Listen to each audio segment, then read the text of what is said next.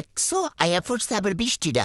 আজকে আমি তোমাদের দেখামু এই লাড্ডুগুলি ব্রাজিলের ফেমাস বালাবায়ানা ক্যান্ডি কিভাবে বানাইতেছে ওইটাই তোমাদের সাথে দেখামু। দেখছো আমি সব পারি।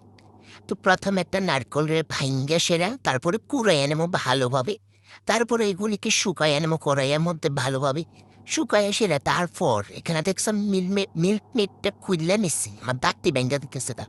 তারপর তাবার মধ্যে ঘি দিলাম, ঘি দিয়ে নারকলি দিয়ে মিল্ক মেটটা দিয়ে সেটা ভালোভাবে লাড়াইয়া পত্তা বানাইয়া তারপর এগুলিকে লাড্ডু বানাইলাম হাতের মধ্যে ঘি লাগাইয়া লাগাইয়া সেটা এরপরে গোল গোল গোল গোল গোল গোল করে দেখছে সব বানাইলেছি ম্যাজিক। তারপরে জলের মধ্যে চিনি দিয়ে সেরা একটা সিরাপ বানাইলাম।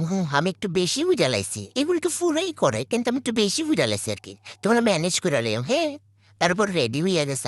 আমি তোমার ভাইঙ্গা দাদা কি মস্ত হইছে যে হইছে।